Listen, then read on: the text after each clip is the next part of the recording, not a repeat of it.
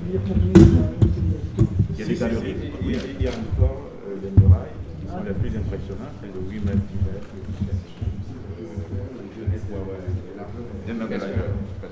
En labyrinthe. Il y a encore les bouches de Louis d'Habitat, qui est malgré. On va parler.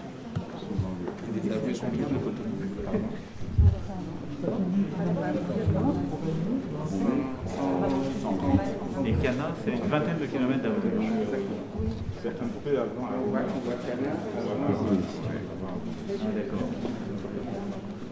C'est tout le plateau d'Abomey. Il y a Canard, il y a Abomey, il y a Moïcon. Cette dernière, c'est de Red Short. Oui, l'armée se cachait dans ces galeries-là, par exemple. Il y a des briques comme ça. Il y a tout un programme qui développe autour d'un certain nombre de cités. Actuellement, un site de visite, c'est à Bongointo. C'est des galeries qui ont été trouvées où l'armée se cachait. Il y a toute une ville souterraine. Nous avons une série ici d'objets qui sont liés soit à l'armée, donc les RECAD qui appartenaient, alors celle-ci était dédiée, c'est une DH en fait, qu'on appelle RECAD, qui appartenait en fait des soldats, l'équivalent de la Légion étrangère. C'était l'armée étrangère du Dauphiné, des soldats étrangers, des calebasses qui gravaient, qui étaient destinés soit à passer des messages, et on sait justement par les témoignages de militaires que des messages codés passés par les réseaux d'espions sur des calebasses gravées, sur des textiles aussi. Des assins, donc maintenant c'est qualifié de la fonction et de l'usage des assins qui sont parcellaires. Mais là en plus, les animaux sont retrouvés. C'est ça qui a servi pour faire la décoration sur les B8. Voilà, Le scénographe qui est inspiré de ça. Pour le décor. Ça, on retrouve partout. Le décor. Nous sommes dans la calebasse, Monsieur le Président. C'est dans une calebasse vivante. Mais la calebasse n'est pas hermétiquement fermée, Monsieur le Président. Il y a le soir. Et la calebasse n'est pas un signe de représentation du monde aussi, d'Ormé. Et de la fragilité du monde. Voilà. Et des secrets. Et on le retrouve, d'ailleurs, on retrouve une évocation de la calebasse, le remplement de la scène. Mais pour revenir sur les récades, d'abord le roi, c'est d'abord un chef guerrier.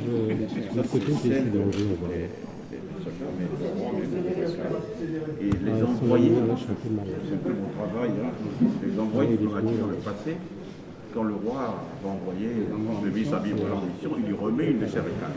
Dès que le souverain voit, il dit ah ça c'est le roi qui est là, c'est le messager du roi. C'est une logique d'authentification. Voilà. Bon, on fait le tour,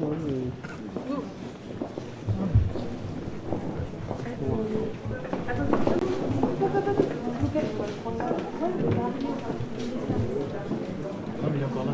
Il est là.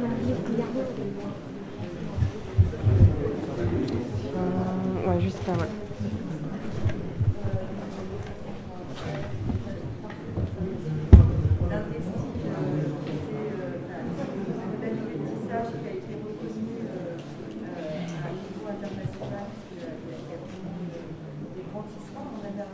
Les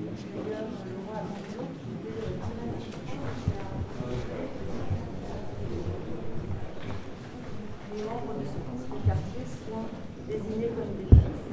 Et l'un des fils d'Apollon est le sculpteur qui a fait la série de télé de la série Cléopâtre. Ça veut dire que c'est l'œuvre unique, celle que vous avez, qui n'a pas été attribuée par le roi. Parce que ce unique soldat s'appelle une comme ça de Jadis.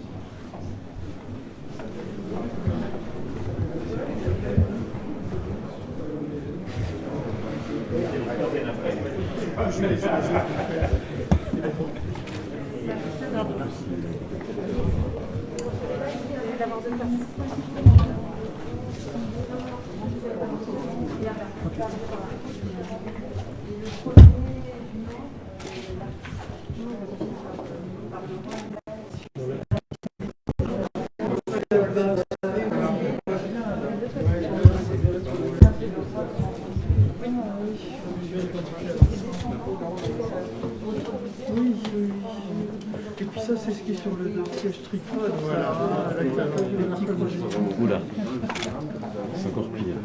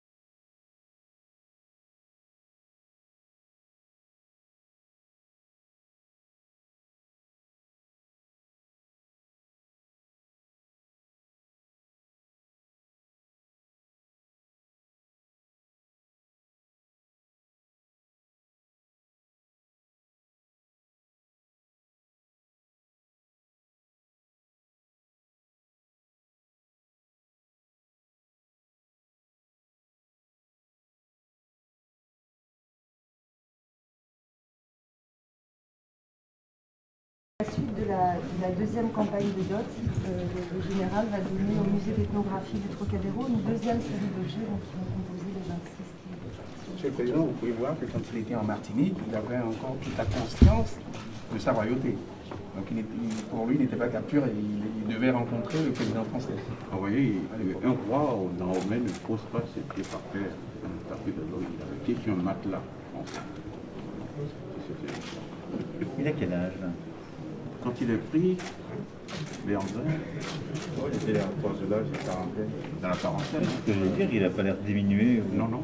Non, c'était Fatigué, là. un roi fort dans tous les sens du terme. Et très Le vite. début de Absolument. son exil. Ensuite, il a été exilé en 1906 en Algérie, à Blida, de garnison, et qui était aussi ville coloniale française. Et son fils, Wanilo, était un Avec avocat Wanilo. brillant français. Exactement. Et c'est là qu'il meurt. Voilà les différentes scénographies depuis 1893 jusqu'à il y a 3 semaines sur le plateau de collection ici. Donc au musée des scénographies du Trocadéro, puis ensuite au musée de l'Homme, avec une autre manière d'aborder, d'expliquer les œuvres. Une autre scénographie. Voilà. Et enfin, jusqu'à D'ailleurs, Là, c'était la dernière scénographie avant. tout à fait. Ouais, jusqu'à il y a 3-4 Tout à fait, exactement. d'envoyer son fils à l'école, parce qu'il dit envoie mon fils à l'école du Blanc pour qu'il puisse comprendre ce qui se passe. C'est pour ça que Wanilo fait des études brillantes. C'est le premier avocat noir issu des Blancs. Et il est mort sans qu'il a pas donné sur un bateau. Pour voir, Monsieur le Président, tout le parcours que ces objets ont fait, partie d'armée, arriver au port, à l'époque, prendre le bateau, Marseille, ensuite Paris. Pour cette époque-là, pour qu'ils se retrouvent au Trocadéro quelques mois après, ça montre l'intérêt que le général leur accordait dans sa mission. Le dernier panneau, donc on explique le processus de restitution et les visiteurs qui veulent en savoir plus ont un lien vers le site internet où on va notamment vers les débats à l'Assemblée, au Sénat, les différentes étapes Le rapport de cette histoire, évidemment. Ouagadougou, l'histoire. Ah oui, c'est une grande histoire. C'est vrai que c'est pas mal qu'on est plus dans la case. Oui, c'est ça. On explique ça à la fin pour que les gens prennent sa place. C'est pour des raisons de sécurité. C'est une bonne idée d'avoir fait ça. Je pense que le président Casarao a une très bonne idée de faire ça. Il a toujours de bonnes idées. Ah oui, nous on s'est senti chez nous quand on a vu la calebasse. Ah. Je vous propose d'aller sur notre droite, on va descendre par là, ça se diriger. Ah, merci pour ce cheminement. c'est la première fois que les ONC2 Sont présentés ensemble.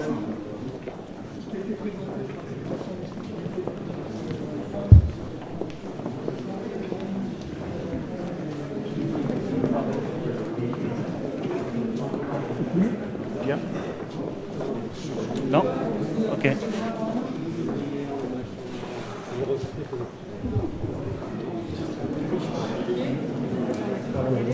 Ouais,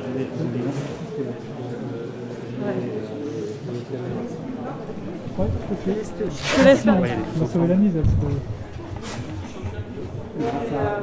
Ah, faut rendre le brassard, c'est ça. Et vous aussi. Merci Julie.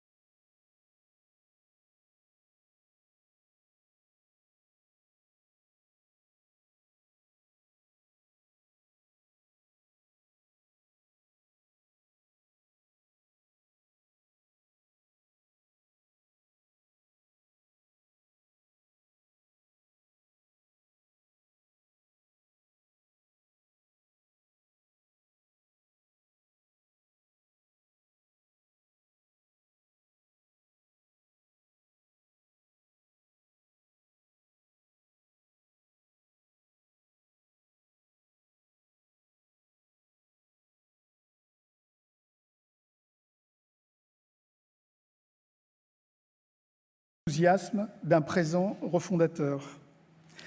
S'il requiert du respect et de la confiance, cet effort de refondation repose sur la transparence des faits et une lecture commune des contextes. Une médiation critique nouvelle doit se faire jour autour du patrimoine africain conservé dans les collections françaises, mais aussi dans les musées en Afrique. Cette ambition fédératrice repose tout entière sur la possibilité de documenter avec rigueur l'origine des œuvres.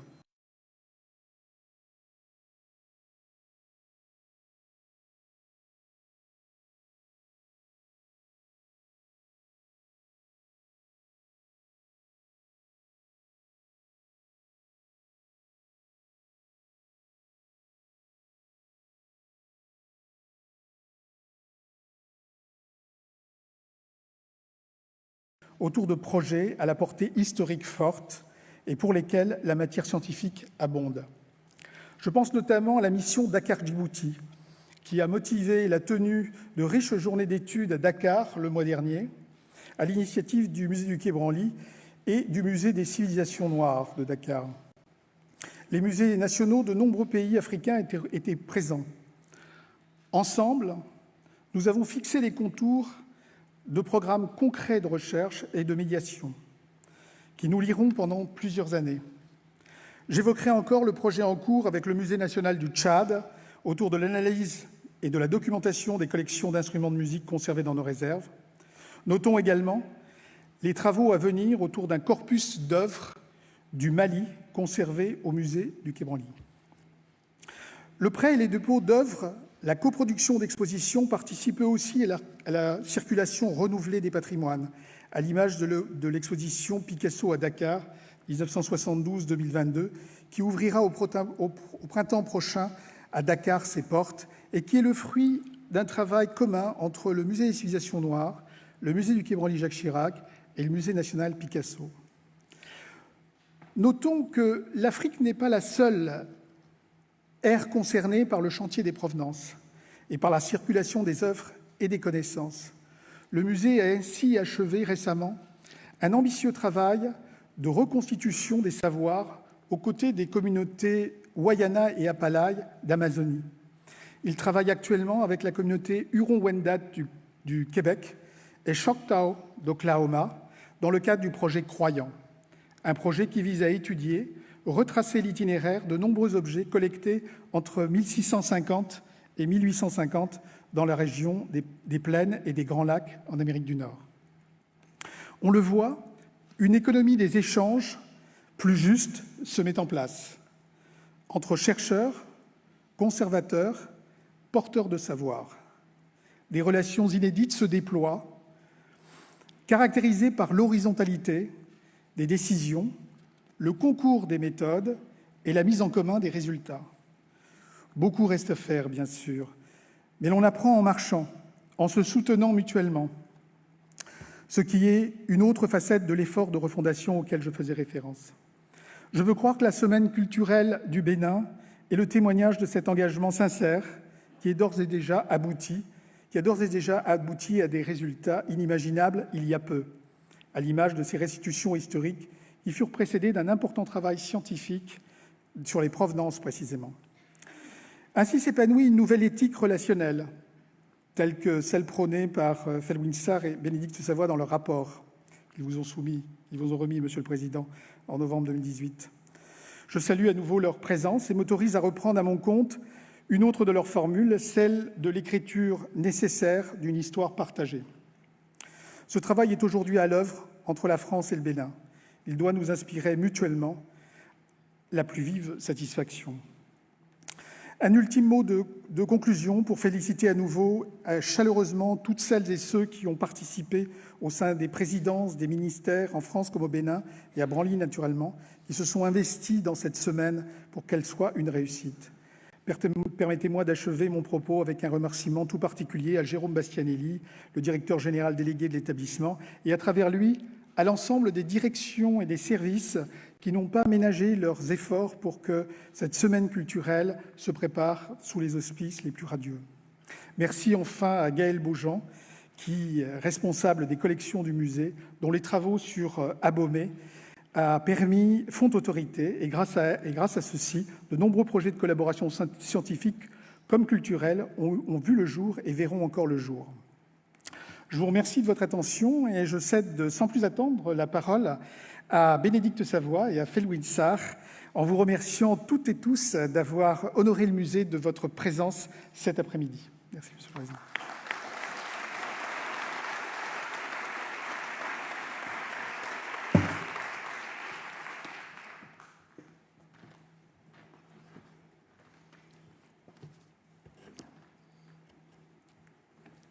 Monsieur le Président de la République, Mesdames et Messieurs les ministres du Tourisme, de la Culture et des Arts, ainsi que des Affaires étrangères et de la coopération de la République du Bénin, Madame la ministre de la Culture de la République française, Monsieur le Président du Musée du Quai Branly, Jacques Chirac, chers et chers collègues de l'Université d'Abomey-Calavi et du Musée du Quai Branly, en particulier Gaël Beaujean, Mesdames et Messieurs, en vos titres, grades et qualités. Qui aurait pu imaginer, il y a seulement 4 ans, que nous célébrerions aujourd'hui à Paris et dans 10 jours à Cotonou la restitution par l'ancienne puissance coloniale française à l'actuelle République du Bénin des pièces les plus prestigieuses, les plus belles et les mieux connues de son patrimoine artistique et dynastique. Qui aurait pu imaginer, il y a 4 ans, que la France, si longtemps crispée sur le principe d'inaliénabilité des collections nationales, si longtemps sourde aux demandes de restitution venues d'Afrique, et si longtemps sûre du bon droit qu'elle avait de conserver et d'exposer le fruit de pillage des guerres coloniales, serait le premier pays du monde à restituer aujourd'hui à un pays africain une part symboliquement, historiquement, spirituellement si importante de son passé. Qui aurait imaginé cela? Personne.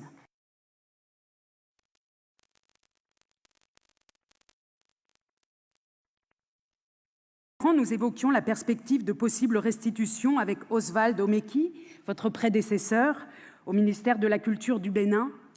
Il comparait avec un sourire mélancolique et incrédule l'idée d'un retour du patrimoine africain en Afrique à la chute du mur de Berlin ou la réunification des 2 Corées.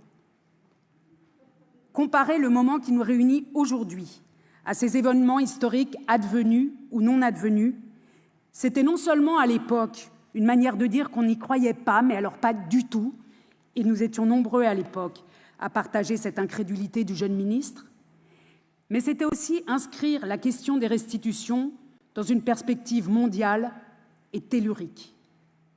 Comme il y a eu un avant et un après la chute du mur de Berlin, il y aura un avant et un après le retour au Bénin des œuvres pillées par l'armée française en 1892, exposées au cœur de Paris, au musée du Trocadéro d'abord, puis au musée de l'Homme, puis au cœur du musée du Quai Branly, où les trésors royaux d'Abomey, comme on les appelle ici, ont été pendant longtemps le centre de gravité de la scénographie africaine des collections.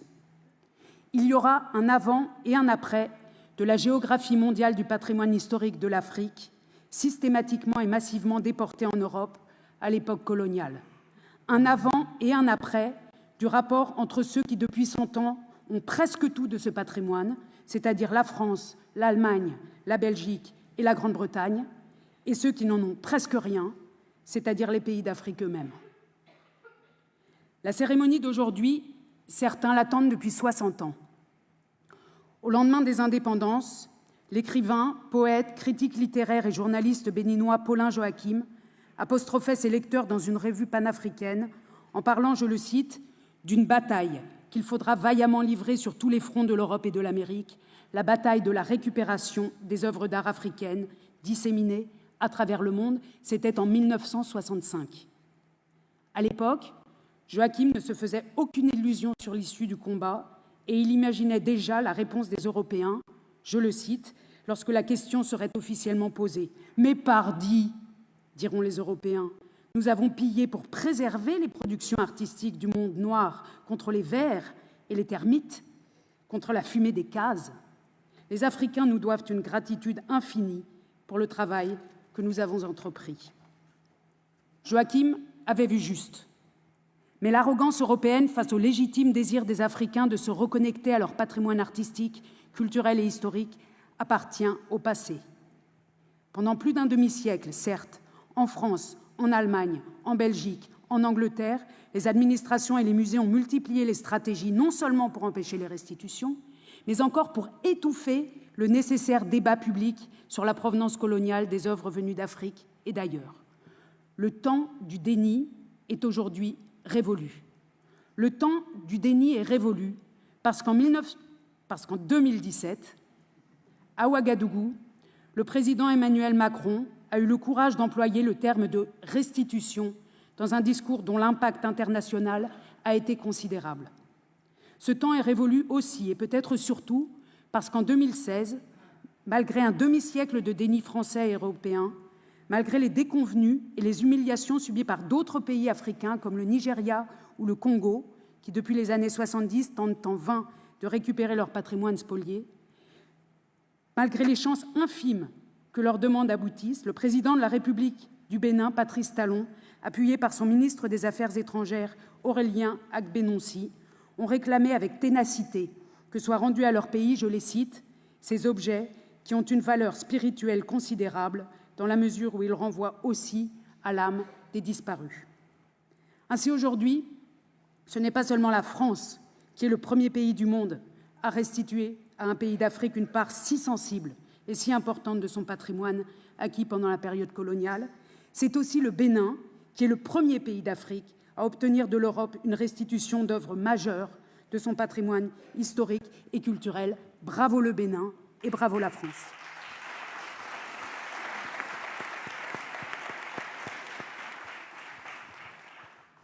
Cette restitution, les restitutions en général, ne sont pas la fin d'une histoire, elles n'effacent rien et ne remplacent rien. Les œuvres qui repartent et les œuvres, les mêmes, qui reviennent, ont changé parce que les temps et les gens ont changé.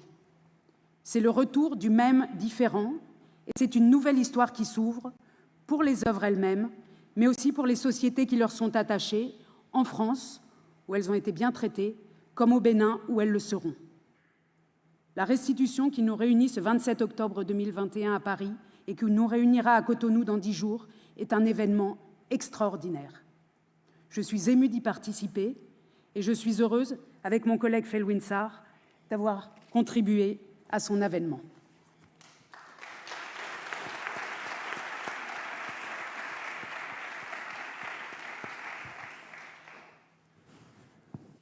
Il est des événements qui pourraient se passer de discours dans leur sens profond, imprègnent et soulèvent les somnambules que nous sommes.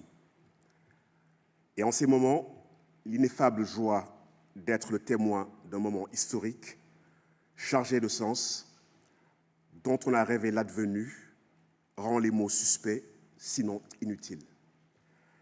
Il arrive même qu'ajouter des mots soit synonyme doté du sens. Aujourd'hui, les ancêtres Glélé, Guézo, Béhanzin, avec leurs cohortes, repartent vers les terres rouges d'Abomey et de Ouida. À nouveau, ils traverseront l'Atlantique, mais cette fois-ci dans le sens d'un retour nécessaire et tant attendu. Leur dos, battu par les souffles du Ponant.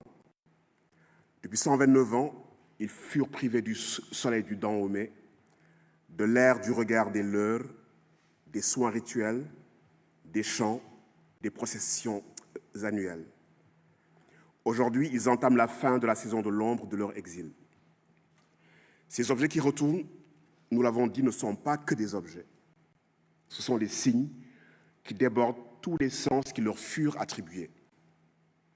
Enfants d'une longue évolution spirituelle, sociale et artistique, puissance de germination, force d'engendrement du réel, ce sont des êtres habités par l'âme et l'esprit des cultures qui leur ont donné vie. À ces cultures a cruellement manqué pour alimenter les forges du présent et de l'avenir, le feu des anciens. Il a fallu aller chercher les sèves un peu partout. été parfois au pied le plus sec. Mais l'art survécut à la ruine et le cygne se logea dans la demeure insaisissable du songe. Ces cultures perdurèrent et la vie avec. Aux ancêtres, il a fallu un courage inoxydable et une droite patience pour nourrir la sève de l'absence et percer le secret de l'attente qui ne fait pas vieillir. Ils ont tenu, les ancêtres. Ils refusèrent de mourir et d'être pétrifiés. Qu'il fut long le temps. Aujourd'hui, ils repartent là où se couchent les songes, où ne les atteindront plus les débâcles et les mots bancals, où ils reprendront souche dans les profondeurs de leur terre nourricière, où en se démultipliant, ils feront trace et féconderont les terres en jachère. Ma joie d'apprendre qu'il arrive que les exils ne soient pas définitifs, que les chemins ne se perdent pas pour toujours, et que bientôt Glélé, Guézo, Béhanzin et leurs cohortes retrouveront leur foyer ardent. Immobiles, ils se mettront à nouveau en marche. Silencieux, ils retrouveront leur voix. Puissions-nous prendre soin de nos mots et les accompagner afin qu'ils ne rentrent pas chez eux à reculons.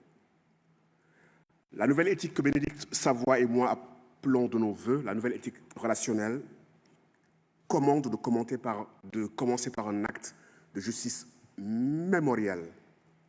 Cet acte, la France la pose aujourd'hui en restituant les corps matériels de ces sujets-objets. C'est tout à son honneur. Le chemin de la justice est irréversible. Une fois emprunté, on ne peut revenir en arrière. Pour nous tous,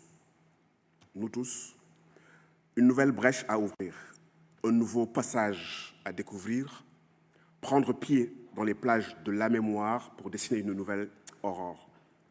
C'est ainsi que nous rendrons ce monde habitable pour tous. L'Egba à nouveau se lève et ouvre les chemins. Glélé, Guézo, Béhanzin, Doonou Kolei Mingon, bon retour chez vous.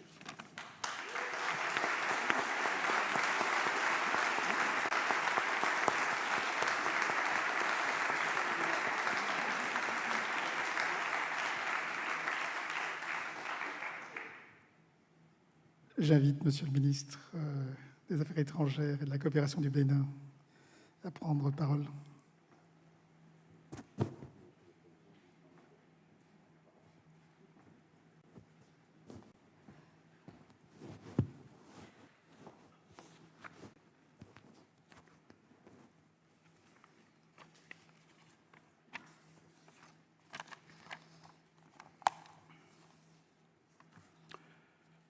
Monsieur le Président de la République française,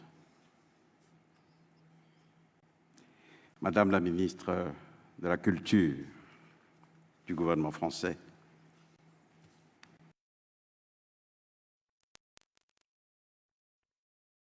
du Bénin, chers collègues,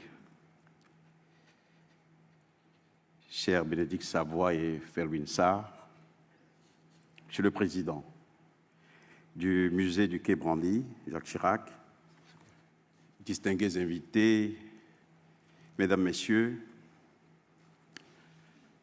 je ressens comme une responsabilité historique, un privilège exceptionnel, la mission qui a été confiée à mon collègue Jean-Michel Abimbola et moi par le président Patrice Talon, président de la République du Bénin, de prendre la parole en cette prestigieuse institution muséale dédiée par son fondateur, le président Jacques Chirac, de regretter mémoire au dialogue des cultures et des civilisations et à la promotion de ce qu'il a appelé l'égale dignité des cultures du monde, pour saluer à travers chacun et chacune de vous ici présents les artisans de cette page historique des relations bénino-françaises qui s'ouvrent aujourd'hui. En cette circonstance exceptionnelle, je voudrais, au prime abord, vous transmettre, Monsieur le Président de la République française, les salutations chaleureuses ainsi que les remerciements du président Patrice Talon pour avoir accepté d'honorer de votre présence cette cérémonie officielle organisée dans le cadre de la Semaine culturelle béninoise qui se tient depuis hier dans ce magnifique écrin du musée du Quai Branly Jacques Chirac, en prélude au retour au bercail des 26 œuvres des trésors royaux d'Abomey restituées par votre pays, la France, à mon pays, la République du Bénin. Je voudrais également saisir cette occasion pour saluer, Monsieur le Président, votre leadership. Saluer votre engagement remarquable en faveur de la modernisation des relations entre la France et le Bénin, entre la France et les pays africains, dont la restitution des biens culturels à mon pays, le Bénin, constitue désormais un marqueur irréfutable. Distingués invités, Mesdames, Messieurs, le Bénin est heureux de marquer l'histoire aux côtés de la France qui a bien voulu faire droit à sa demande de restitution signée dans mon modeste bureau le 26 août 2016 à Cotonou. En effet, sur les hautes instructions du président Patrice Talon, ce 26 août 2016, lorsque j'ai saisi mon homologue français de l'époque, M. Jean-Marc Ayrault, d'une demande officielle de restitution des biens culturels au nom du gouvernement béninois, nul ne pouvait prédire l'aboutissement heureux de cette démarche, comme l'a souligné tout à l'heure Bénédicte. Nul ne pouvait donc prédire cet aboutissement, tant les obstacles étaient si nombreux, comme en attestait la fin de non-recevoir qui a été opposée à cette demande par le gouvernement français en décembre 2016. Mais votre élection, Monsieur le Président de la République, ajoutée à la persévérance de la partie béninoise, a changé la donne. Il y a eu dans la foulée le discours fondateur que vous avez prononcé à Ouagadougou le 28 novembre 2017, suivi de la mission de réflexion sur la restitution du patrimoine africain que vous avez annoncé en présence du président Patrice Talon au Palais de l'Élysée et que vous avez confié aux remarquables et brillants universitaires que sont Bénédicte Savoy et Felwine Sarr, que je salue avec beaucoup d'humilité, beaucoup de respect, au nom du Bénin. Et il me souvient qu'au mois de mars 2018, lorsque vous annonciez cette mission, vous laissiez déjà entrevoir la décision historique qui était la vôtre, décision que vous avez prise.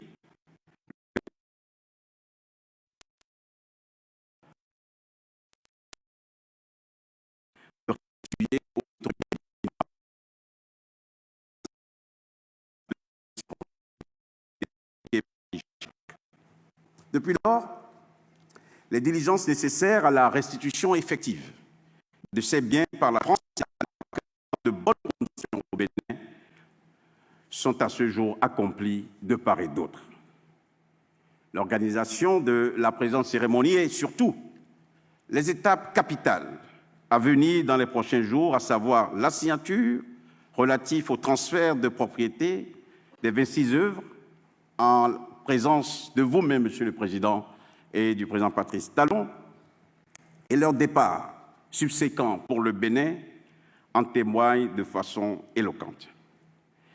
C'est ici le lieu de saluer l'esprit de compréhension mutuelle et le dialogue constructif qui ont prévalu entre les administrations béninoises et françaises concernées tout au long de ce processus et qui ont permis, face aux obstacles et polémiques de tout ordre, d'accroître le champ de nos convergences plutôt que celui de nos inévitables divergences.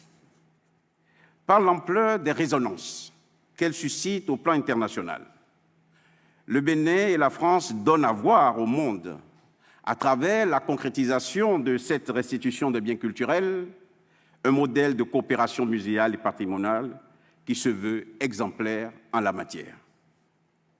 Monsieur le Président de la République, distingués invités, Mesdames, Messieurs, les 26 œuvres ici exposées ensemble pour la première fois dans l'histoire du musée du Quai Branly, Jacques Chirac, sont représentatives d'un patrimoine culturel exceptionnel et irremplaçable pour notre peuple, pour le peuple béninois.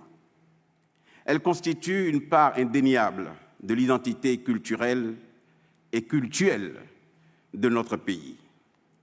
Leur retour prochain au Bénin contribuera incontestablement à renforcer cette identité, mais aussi à améliorer l'offre touristique du pays, conformément à la vision du gouvernement de faire du Bénin une destination touristique et culturelle de choix en Afrique. En effet, comme le président Patrice Talon a eu à le souligner dans son discours au siège de l'UNESCO à Paris le 1er juin 2018, je le cite, « La restitution, le partage et la circulation des biens culturels sont désormais pour le Bénin un facteur de lutte contre la pauvreté, un facteur de création d'emplois et de richesses, en somme, un outil de développement socio-économique ». Fin de citation. C'est dans cet esprit que le gouvernement béninois a investi d'importants moyens financiers depuis 2016 pour un montant total de plus d'1 milliard d'euros pour la rénovation et la construction d'infrastructures muséales, culturelles et touristiques répondant aux normes et standards internationaux. Je voudrais citer en particulier le fort portugais de Ouida, qui a été complètement rénové pour accueillir en exposition temporaire les 26 œuvres restituées dès leur retour au Bénin.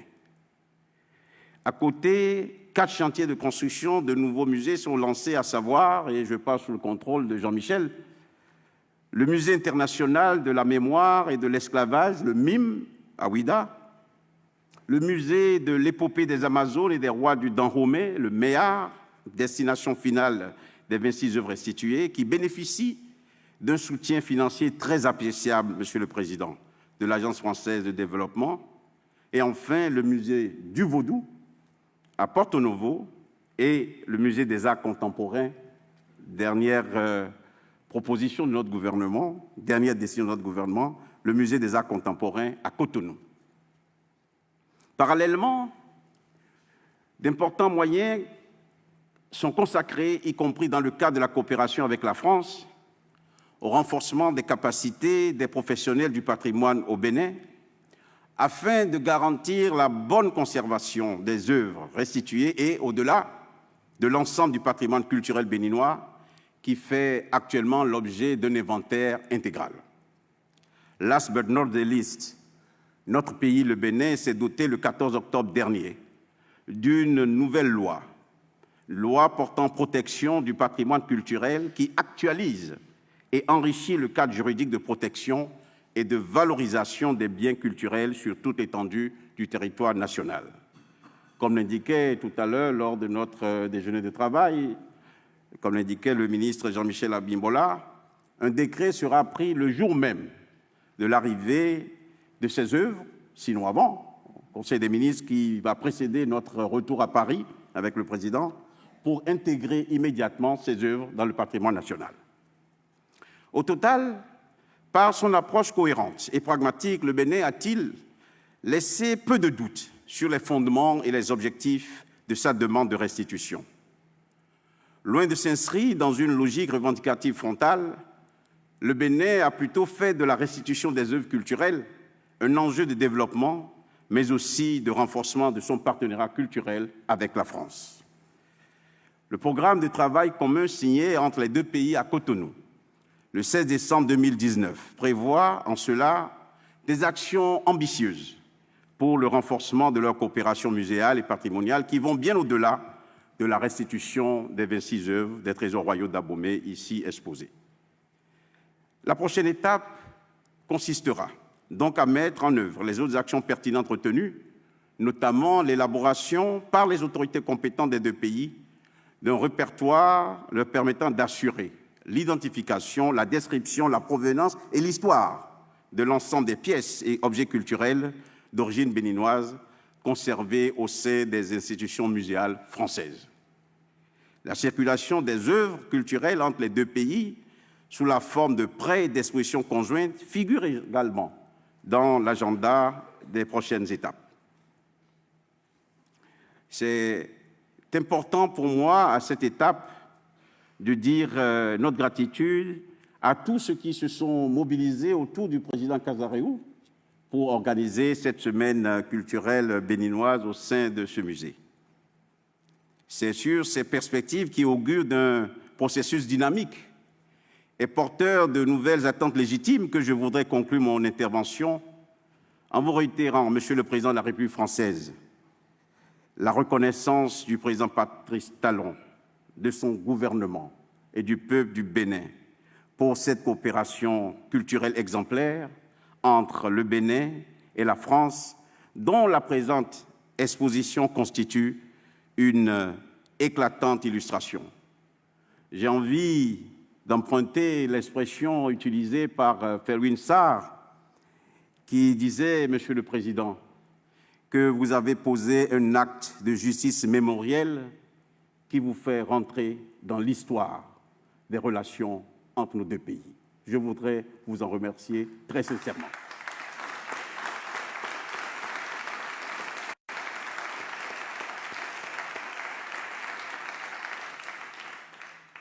Vive la coopération entre la France et le Bénin. Vive le Bénin, vive la France, je vous remercie.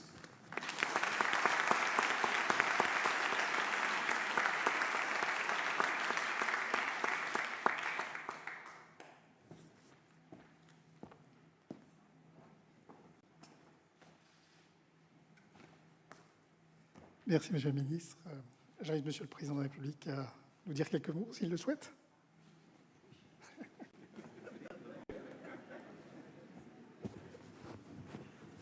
Parce que la ministre de la Culture y tient, je vais le faire. Vous avez tout dit